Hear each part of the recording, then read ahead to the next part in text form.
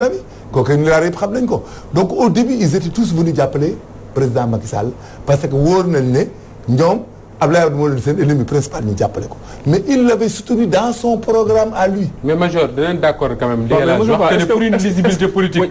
doon na baax les partis de gauche. nekk des partis de gauche rester des partis de gauche. mais les partis de droite nekk des partis de droite. mais c'est l'accession au pouvoir. mais léegi su ko defee xam nga ça n'empêche pas ñuy dialoguer mais dialoguer ça veut pas dire. mais Pape Nangu Ndiaye dugg dialoguer ne veut pas dire entrisme. non ñii entrisme la ñuy wax. dialoguer n'est pas non defal naa ko mieux encore. c'est-à-dire que quand on suit la logique. que vous développez. c'est-à-dire que ni mieux vaut qu'on ait un parti unique. c'est-à-dire que l'entrisme dara gënu ko mauvais en termes justement de la gestion d'un État. Regardez ce qui se passe au niveau de la sous-région. Les conflits quand ça a commencé au Mali ak yooyu. Où est-ce que ça a commencé? Parce que les gens justement sont entrés dans un gouvernement. C'est ça. Chacun s'est retrouvé dans son confort. ñu ne bon dëkk bee ñu yitteel ku ne ñu jox la ay postes nga toog jàpp sa ñaambur. Et quand ça a explosé, ça a créé la guerre. On a vu dans toutes les grandes démocraties, en France, aux États-Unis ak feneen. Dites-moi quand des démocrates gagnent et qu'on dit qu'on va coopter des ministres républicains, ou quand c'est le Parti socialiste en France qui gagne, ñu ne non la France républicaine wala ñoom Sarkozy ñëw leen bokk ci. Ça n'a rien à voir, ça c'est de l'entrisme. Le débat national pourtant dans ces pays se pose tous les jours. C'est que quand il y a l'intérêt national qui est en jeu, nañu toog waxtaan lan mooy jëmale réew mi kanam. Ça ne veut pas dire que dama ñëw toog président Macky Sall autour d'une table que ni ëllëg day def décret nommé ma def ma ministre. Ça n'a rien à voir. Et quand on parle du dialogue national, nous, tel qu'on l'entend, c'est que le pays a besoin que tout le monde s'asseye autour d'une table pour discuter des questions d'ordre national, des questions d'ordre électoral. Nous y sommes allés, nous allons discuter. Ça ne veut pas dire que maintenant, la conséquence ou la suite logique, c'est qu'on va entrer dans le gouvernement. Il faut que ça soit clair. On a des engagements quand même à respecter. Ce qu'on dirait après, on poursuit cette édition spéciale au niveau de la radio. Mais bala ñuy tàggoo rek Pape Charles boo ñu mënee seetal Mamou Diaby Gassama pour une dernière fois avant ñuy tàggoo. Mais Pape ñi ngi wax ne depuis quelque temps ñu ngi koy demander président Macky Sall ne il faut que mu boolewaat Sénégalais yëpp comme ça balay jeexal son mandat la réew mi ne ci jàmm ñu ne na gracier ñi na amnistie ñi nangam ak nangam. Est-ce que quelque part également la classe politique amuñu responsabilité wu tey rassurer l'actuel président autant il fait des efforts pour que ñëpp nekk ci jàmm réew mi dal que moom également ñu rassurer ko pour l'après présidentielle parce que Macky Sall va quitter le pouvoir te su fekkee ne moom ñi ngi koy wax ne na indi jàmm ak nangam te rassuré wuñ ko en rien que ni j'ai même entendu ñu ne su jugee nu ñu koy waxee sax su jugee palais prison la jëm. Est-ce qu'il n'y a pas un effort à faire à ce niveau-là bu fekkee ne dal rek la ñu bëgg. waaw parce que question bi nga soulevé sax daf may fàttali diggante Adama Barrow ak Yaya Jammeh. Dans un premier temps Yaya Jammeh accepté woon na dans sa défaite. nekkoon dans une logique c'est de li nga xam moom mooy pouvoir mais avant loolu di am. Adama Barrow yëkkati ay propos yoo xamante ni moo tax mu def reculade. affaire ci wàllu googu également. maintenant bon bu fekkee. mais question boobu li tax muy xaw a compliqué mooy. bu fekkente ni ñi nga xamante ne ñoom ñoo nekk ci kujje gi. même bu fekkente ne am nañu intention boobu. et que parce que dans l'affaire Karim Wade sax da ngay dégg pouvoir lu ñuy wax c'était une demande sociale. même bu fekkente ne les leaders politiques yi ne ñëw l'après Macky Sall ñoom am nañu intention boobu demande sociale bi ute ak loolu également est-ce que ñoom dinañ ko foofu la complication bi à mon avis. pour man foofu la complication bi foofu la mën a nekk en fait. mais aussi may représenter sama pensée par rapport ak li ma waxoon léegi nii dama ne. alliance politique ça n'entraîne pas forcément un reniement à ses convictions politiques. Abdoulaye Wade libéral la duggoon na ci gouvernement socialiste ay jamono. dëgg la Macky Sall gis nañu ñu bokk ak moom ñoo xam ne bokkuñu courant politique ay socialiste ak ay communiste ak ay ñeneen ak ñeneen doon nañu reçu ko taxul ñu renoncer ci courant politique bi nga xamante ni moom la ñu bokkoon léegi man li ma bëgg wax foofu dama ne. bu fekkente ni dañuy faral di wax ne en politique il ne faut jamais dire jamais. tey jii nii peut-être yow am nga position boobu mais demain beneen position bi Khalifa Sall di am. mënuñ ko gis nga am politique pour nga def météo day xaw a compliqué. mais bu fekkente ne c'est-à-dire que yenn position yu xaw a radical yi tuuti. gis nga politique dafa mel ni droit amul certitude ni carrément lii la maintenant c'est-à-dire que prudence boobu noonu la dama gis ne parfois dañ koy war a. yaakaaroon ne ñoom mën nañu xam Khalifa Sall xam gu leen permettre ñu wax ne lii du ko def. je le vois tous les lundis en tout cas. mais d'accord en tout cas waxagu ko. malgré tout Khalifa Sall reste un homme politique voilà. mais comme li ko Pape waxee. non jarul sax di expliquer di ci jël benn engagement. Khalifa day doog a génn.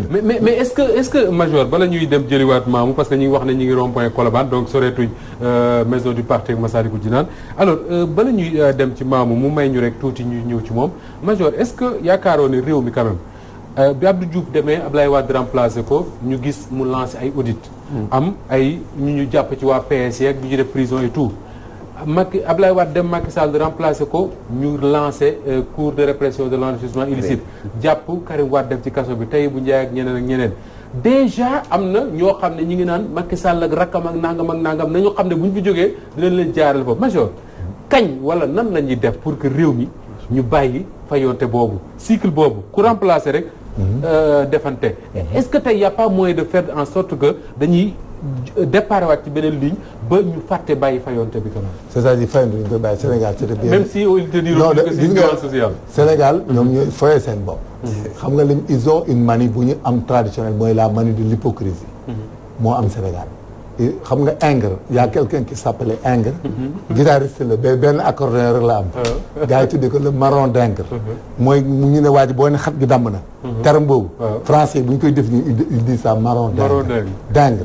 moom la sénégalais am. boo leen yilifee wala nekk fenn booy dem tout le temps hypocrisie boobu day am. or que ñun nous avons des structures. ak ay instruments yoo xam ne parce que nous tout est budgétisé au Sénégal budget bi dafa am ay rubrique am ay termes de référence pour l'application. Et que chaque fois même boo jëndee dafa am ay UF même boo bu ñu la waxee jëndal papier ak encre dans la légalité de forme et de fond bu dañuy réceptionner commande yi nga def oto yeeg marché yëpp lañ koy réceptionner signé kayit bi mu dem. donc ça veut dire que budget bi dañ koy exécuter jusqu'à la fin de l'année. su ma la déggee suñ bàyyi woon les organes de non mi ngi fi ñu def seen liggéey mais normalement j'ai fait 5 ans au tribunal je connais bien le système. gis nga même les cas de Khalifa Sall il y avait ce qu'on appelait la cour de répression de l'enrichissement illicite. amoon na aussi la cour des comptes. dafa amoon cour des comptes foofu. ba nga xam ne bu ñu defee audit benn gestionnaire. wala benn direction générale boo xam ne da nga daan def lacune. ci sa gestion mais dans la semaine bu ñu ñëwee foofu tribunal. bu ñu ko réglé. beneen mardi bi à l'époque mardi lañ leen def conseil des ministres. da ngay dégg waaj ñu daaneel ko. il n'est pas normal dans un état administratif normal nit di gérer.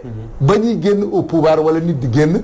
ñu taxaw naan dafa détourné woon dafa non mënut a nekk. d'accord alors ñu dem rapidement seetwaat cortège Khalifa Sall parce que léegi il faut ñu ci kanam bu ñu paree rek libérer suñu gan yi parce que mi ngi commencé di guddi te ñoom it dañoo am ay engagement ñu ni tamit ñoo am ay engagement ak suñu ay yeneen i partenaires maa ngi fàttali ne mën nañ continuer l'édition au niveau de la radio pour ñuy topp la 99 pour xam Khalifa Sall bu àggee foofu la ca Parcelles Assainies yan kàddu la fa mën a yëkkati waaye balay booba ñu dem seetiwaat cortège bi ak Mamou Diaby Gassama Mamou maa ngi lay nuyu. maa ngi lay fay Moustapha Diop. alors fan ngeen toll.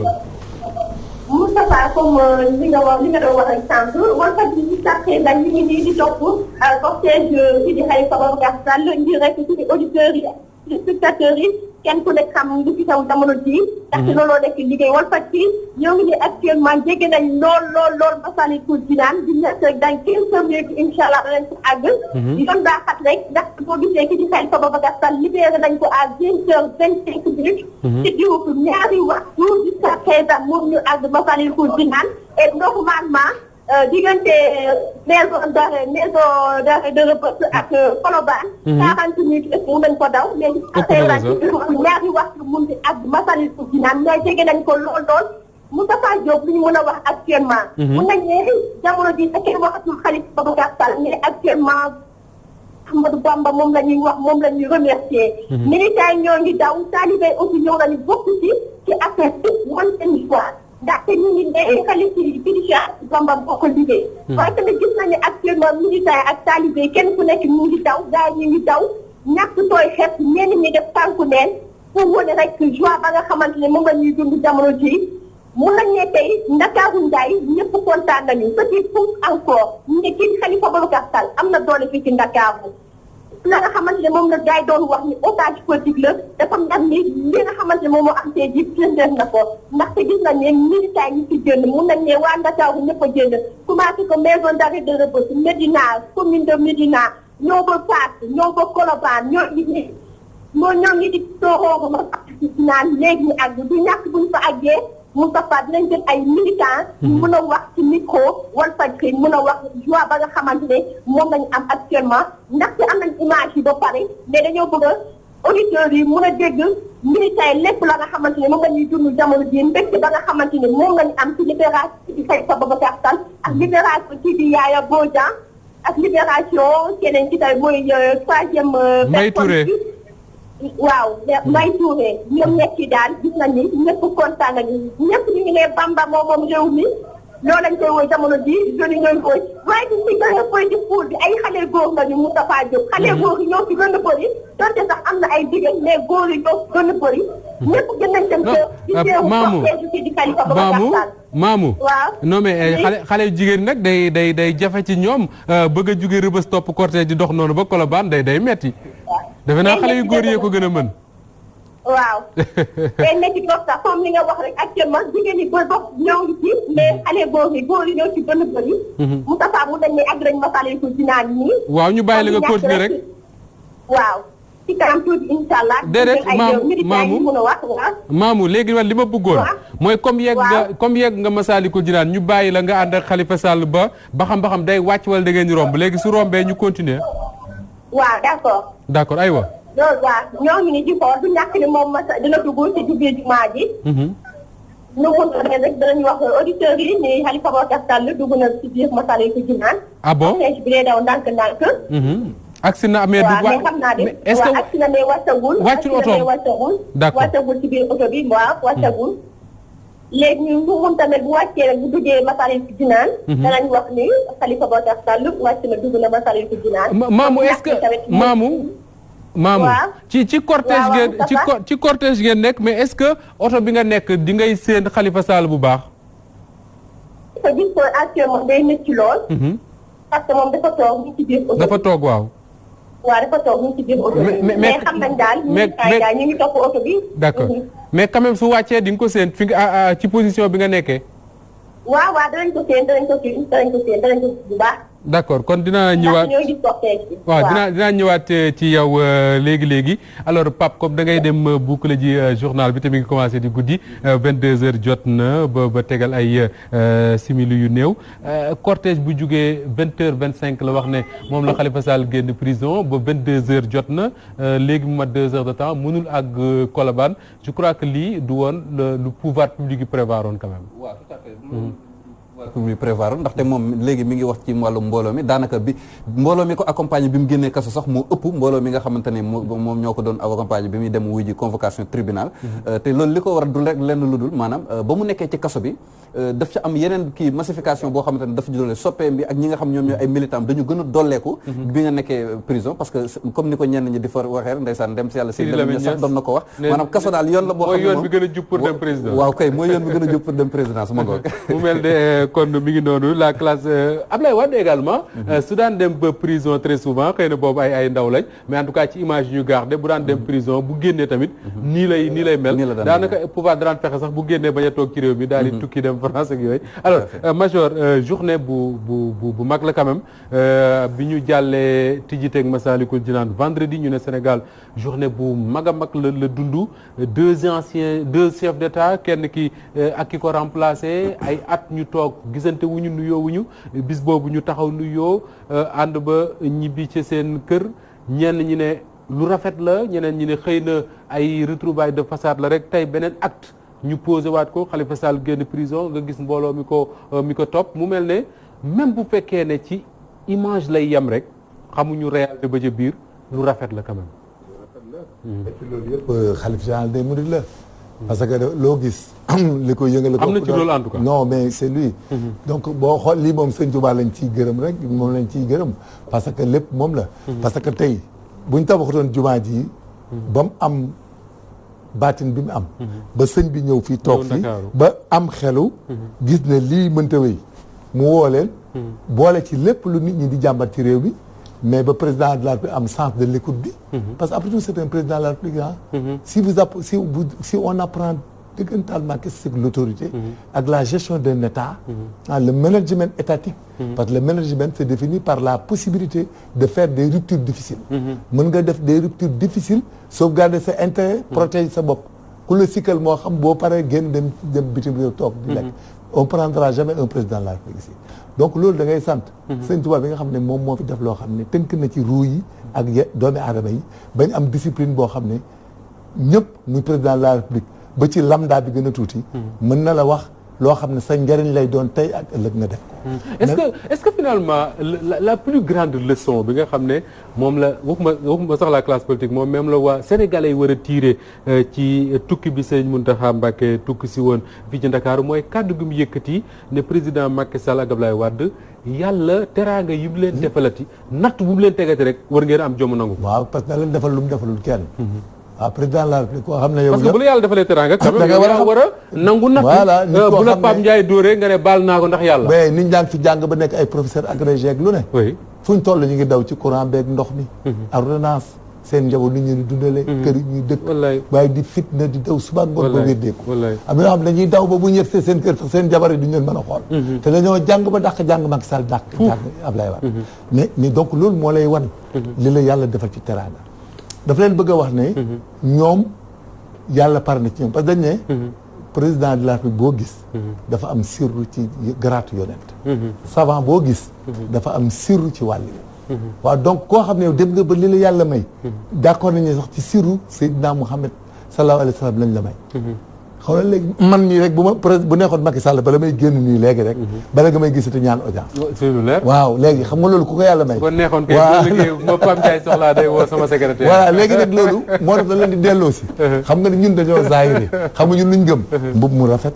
kër gu rafet lekk gu neex oto bu rafet. jongo ma yi ainsi de suite xaalis bu bari. di jaay di jaay ni bëgg rek. heureusement que Sénégal yàlla indi na fi. ay Sëñ Touba indi fi El Hadj Malick indi fi ñaan ñoo xam ne li gën a jafe ci àdduna moo leen dal dépassé nañ alal ak bànneexu àdduna mais c'est monsieur c'est très important ça c'est ce qui nous a sauvés mais ñun bu loolu amutoon fii ay réewu ñooy gën a violent ci àdduna bi ñooy Sénégal ak fitu sénégalais ak xadaru sénégalais s'il n'y avait pas Sëñ Touba nii El Hadj Malick nii Baye Niass nii Limamou mais kenn du fi dëkk fii doo romb jëm Grand Yoff te gars yi dagg ñu la jël li nga El Hadj mu mel ne kon war nañoo nangu tey toute la classe politique au Sénégal muy Khalifa Sall ak ab Macky Sall ak Idrissa Seck ak Ousmane Sonko ak Madické Niang nu ñu mënti tudd war nañu tàng tey ne Sénégal il faut ñu tabax république bu ànd ak suñu ay valeurs ak suñu réalité parce que mënatuñ ko ne di copier république France parce que bu fekkoon ne dañu bëgg a tënku rek comme ni mu ko waxee sànq ci république ak fonction bi nga xam ne moom la président de la république am kon lii Serigne Mountakha Mbacké jëf ba ñu bari jàpp ne moo tax ñu toll fii tey du mën a am. non tout à fait man je suis entièrement d'accord ak li nga wax Moustapha et je crois que ni loolu aussi ci li ma njort. Khalifa Sall xàmmee na ko. parce que xàmmee ko de yaakaar naa ni moo tax mu jógee Rebeuss jubal Massalikul Jinaan. parce que loolu rek day wane ni symbole la donc bi mu jógee Rebeuss jubali Massalikul Jinaan nga xamante ni bërëb boobu ñun ñi nga xamante ni ñoo àndoon ak moom. sàkk woon nañu. ajjuma bi ñu koy inauguré mu nekk ci ñi fa toog ñëpp mu fekkee ko parce que bu ñuy fàttali aussi et c'est là où je me dis aussi que Dieu est juste quoi c'est-à-dire que ñun ñoo xamul mbirum yàlla mais yàlla ko jub la parce que depuis 2012 bi ñuy tàmbali travaux yi et je crois que image yi sax ñun génnee nañ ko semaine bi yëpp absolument ci ñi njëkk dem foofu indi contribution Dakar en terme logistique en terme de xam-xam en terme financier pour dire que ni lii biir Dakar lañ ko def moom en tant que maire Dakar kenn waru koo njëkk jiitu ci liggéeyu Massalikul Jinaan et je crois que ni moo tax bi àjjuma ñun ñu ànd ak moom bi ñu gisee ñëpp teew moom teewul amoon na lu ñu yëg-yëg mais yàlla Dieu est juste parce que yàlla peut-être mooy fay te yàlla moo ko newoon xëj na yow sa bos sa dem ñu Massalikul Jinaan demum à part la te demu mbégte lay doon et je crois que ni ñetti fan yi nga xamante ni vendredi samedi dimanche yëpp ñu ngi koy dund ay dund mbégte la. mu mel ne mbégte moom sëñ Mountakha Bassirou àndal. xëpp na ko Dakar. mooy li ñuy wax rek mooy li ñuy wax te gis nga liñ ko waxee aussi sëñ Touba bi mu fiy ñëw xëj na. absolument kaso ñi ko fi indi woon kaso lañ ko yéene. bi mu fay jógee mbégte la fa génnee. donc moom aussi ci kaso la jógee ànd ak ay nit dem fa mbégte Massalikul Jinaan doon symbole mais li nga wax rek mooy. suñu ay marabu yi suñu sëriñ yi ñun ñëpp ñu gëm leen duñu ay citoyens ordinaires. il faut que aussi. classe politique bi ku ko mos génnee ci sa gémmiñ nga xam ni njuumte la c'est-à-dire que ni ay régulateurs sociaux lañu te mën nañu nit ñi loo xam ni kenn muy président de la république muy ak loo mënti doon ku ko mënti nit ñi boo xoolee rek ajjuma Massalikul Jinaan bi ñu koy inauguré ñi amul woon ay oto dañoo doxee ay Pikine ak Géejawaay dañ koo daw aller retour pour ñëw assister. man kay may teg sama bët. autoroute péage dañu jaar mu fees del te ñun politique yi bu ñu amee meeting koo ci joxul t-shirt jox ko xaalis jox ko sandwich du ñëw. nga xam ne mbir yi bokkul il faut que nit ñi di ràññee. ñu xamante ni ñoom aussi même bu fekkee démocratie la ñu nekk état de droit la ñu nekk. am na loo xam ne ñoom rek ñoo ko mën ci réew mi te benn homme politique mënu ko fuuti le président de la République. maa ngi lay gërëm bu baax El Hadj Ndiaye di fàttali ne tey jii li ñu taxoon toog di waxtaan rek mooy génn ko prison Khalifa Ababacar Sall jamono ji sax ba léegi yeggagul Ndakaaru ba fi ñuy waxee nii ma nga war a toll kon ca jumaay Masalikul Jinaan di fàttali tamit ne moom Khalifa Sall dafa génnandoo ak mbokkam yi di Yaya Bodian waaye tamit Mbaye Touré ma ci profito sax di sargal di nuyu bu baax Serigne Fallou Touré mi nga xam ne moom mooy xalifa famille wu Mbaye Touré boobu nga xam ne ñoom ñi nga dëkk ci Guet Guinéo di famille wu Baye Cheikh Touré di ci nuyu ñoom Lamine Touré ak maître Khassim Touré parce que ba mbir mi xewee ba léegi nelawatuñu defatuñu dara ngir fexe seen rakk joojule mu génn ci prison parce que très souvent Khalifa Sall la ñuy tudd parce que moom la ñu gën a xam c'est tout à fait normal mais di fàttali aussi que ni ñooñu la nekkaloon ci prison ba ñu leen di masawu coono ñoom ñëpp di leen sargal major ma ngi lay gërëm bu baax yow ak Pape Ndiaye tey yeneen